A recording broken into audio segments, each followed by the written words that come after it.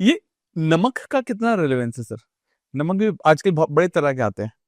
नमक जो सेंधा नमक है ये इजी डाइजेस्टेबल है और बहुत सारी बीमारियों को क्योर करता है। लेकिन जो वाइट नमक है उसके अंदर बहुत बनने हैं। ओके। उसमें जो आयोडीन नमक है वो ज्यादातर जो पहाड़ी लोग हैं, पहाड़ों में रहते हैं, ठंडे एरिया में रहते हैं, उनके लिए तो बहुत अच्छा है। जो हम मैदानी लोग में रहते हैं, मैदान के एरिया में रहते हैं, जैसे नॉर्थ नॉर्थ इंडिया का जो एरिया सारा मैदानी है, हाँ। तो यहाँ पे आयोडीन नमक की इतनी जरूरत नहीं होती। लेकिन लोगों के दिमाग में बसा है कि आयोडीन नमक नहीं खाएंगे तो आयोडीन कम हो जाएगा, ये हो जाएगा। वो कुछ नहीं होता है यार। आप सेंधा नमक खाइए, उसके अंदर सारे मिनरल्स हैं, गूगल करके देखिए। सेंधा नमक के जो अंदर कितने इंग्रेडिएंट हैं, उनके क्या क्या उसके साल्ट हैं, सब लिख के आएगा आपके हम्म। सामने। हम्म। तो ये सेंधा नमक बोलते हैं कुछ लोग काला नमक बोलते हैं, कुछ लोग आजकल पिंक नमक भी शुरू हो गया है ना। देखिए, सेंधा नमक और पिंक एक ही है। अच्छा, ओके। काला नमक अलग है। सेंधा नमक और पिंक सॉल्ट जो है ये पत्थर होता है, पहाड़ होता है, ये अलग चीज है।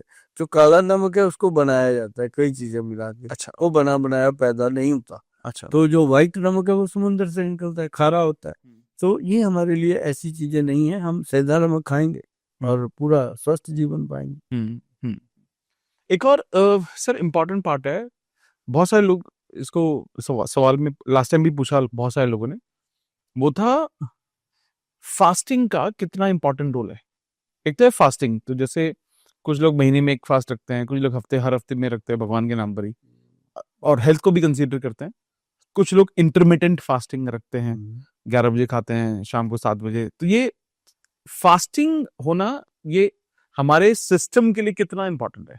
आयुर्वेद में और नेचुरल नेचुरल सिस्टम में ये बताया गया है कि जब आपको भूख लगे तो दबा के खाओ, जब नींद आए तो दबा के सो जाओ।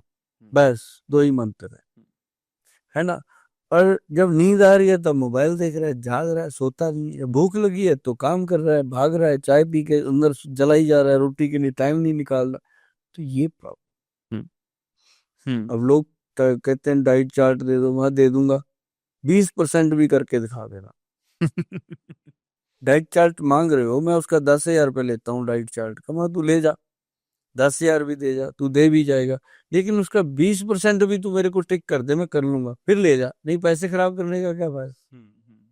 वो काम करो जो हो सके, है ना। अब उसमें लिखा फिश इतनी, मटन इतना, बकरी इतनी, बकरा इतना, मुर्गी इतनी, अंडे इतने, ये इतने, दालें इतनी, फलानी दाल इतनी। वो कहता है ये चीजें तो मैंने सुनी भी नहीं जो इसमें लिखी हुई हैं। खाना तो बहुत दूर की।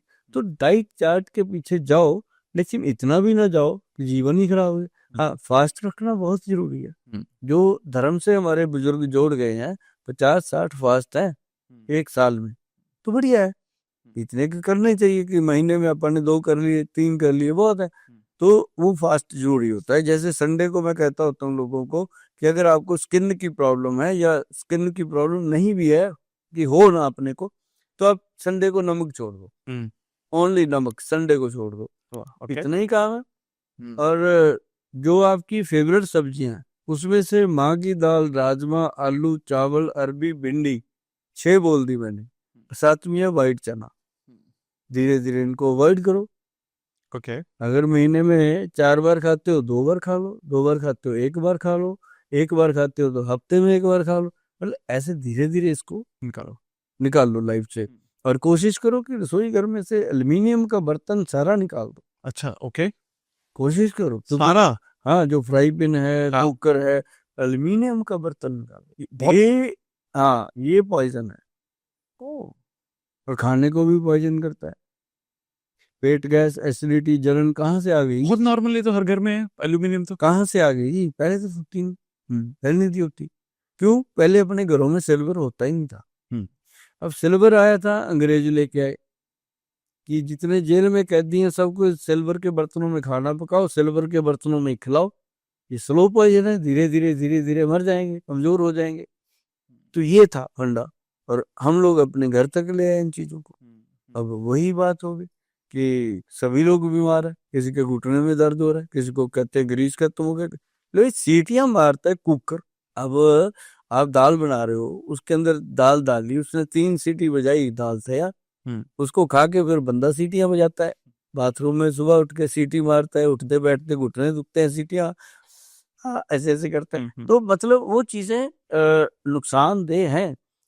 हाँ अगर चलो अब सब चीजें तो ठीक नहीं हो सकती, गोयल साहब बोलते रहते हैं, लोग सुनते रहते हैं, सुन के कहते हैं अच्छा जी बहुत गुड है, गोयल साहब अच्छा किया, थैंक यू गोयल साहब अच्छी जानकारी दी, लेकिन कुछ करो।